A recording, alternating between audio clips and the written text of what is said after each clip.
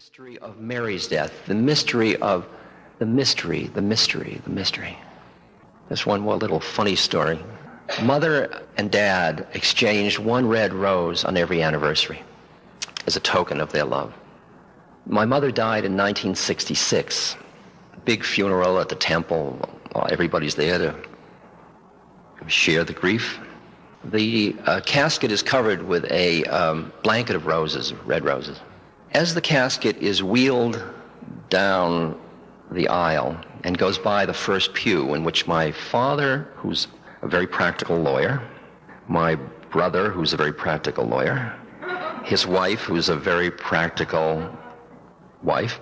I have another brother who's crazy and thinks he's the Messiah, and his wife, who's a very practical person, and me, who's completely Meshuggah.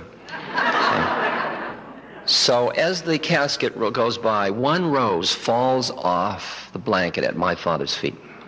Now, who can resist? We all see the rose.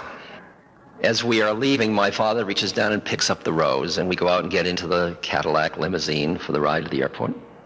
My brother, the Messiah, says, "I guess Mother sent you a message," because nobody else could say that. They were all too practical.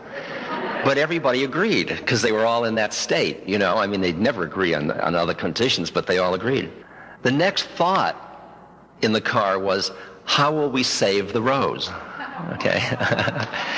This was in 66, so preserving methods were, so it involved suddenly telephone calls and this and that's and flying it in ice to somewhere. And it was put in a glass container, with water in it, sealed in, and it was on the mantelpiece. But the method hadn't worked quite well, and slowly the water turned this kind of brackish, brownish quality. And after a few years, my father was ready to remarry, and carrying this brackish thing. So it ended up in the back of the garage, where I found it and put it on my holy table as a reminder of the transitory nature of phenomena.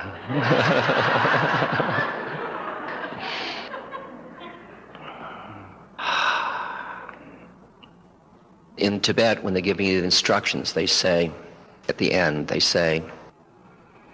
as the earth element leaves, your body will feel heavy. As the water element leaves, you will feel dryness. As the fire element leaves, you may feel cold. As the air element leaves, your out-breath will be longer than your in-breath. The signs are now here. Don't get lost in the detail. Let your awareness go free. Imagine, oh, I'm thirsty. She's thirsty. Give her water. I'm cold. Instead of, the earth element. The water element. Just recognize what an adventure this transformation is. The appreciation of death and the spiritual journey after death is the prerequisite for living life joyfully now. Death does not have to be treated as an enemy for you to delight in life. Keeping death present in your consciousness as one of the greatest mysteries and as the moment of incredible transformation imbues this moment with added richness and energy that otherwise is used up in denial. I encourage you to make peace with death, to see it as the culminating adventure of this adventure called life. It is not an error, it is not a failure, it is taking off a tight shoe, which you have worn well. But those that find the way in the morning can gladly die in the evening, it is said in the mystical literature.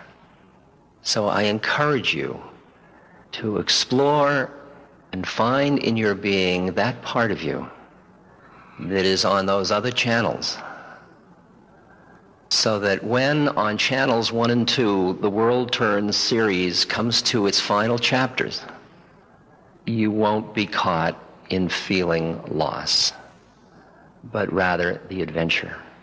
Because from where I'm sitting, life on this plane of reality, because I live in the world of reincarnation, of karma, of life on this plane, is like being in the 4th grade. You took birth here because you had certain work to do that involved the suffering you do, the kinds of situations you found yourself in. This is your curriculum. It's not an error. Where you are now with all your neuroses and your problem, you're sitting in just the right place. Imagine that. Imagine that. Nobody made an error. And all that stuff in you of saying, if only I could be. No, this is it, including the if only. It's perfect. And then at the time you graduate and somebody says, oh, but he died so young. So if you graduate from 4th grade early, big deal, wonderful. Don't get so caught in worshiping life that you lose the balance, that realizing that the Spirit says, live life fully and richly as a partner with God, and at the same moment, don't be afraid of the next thing. Go towards it with openness and with love, and not with forbidding. The way that is understood in the morning, one can gladly die in the evening.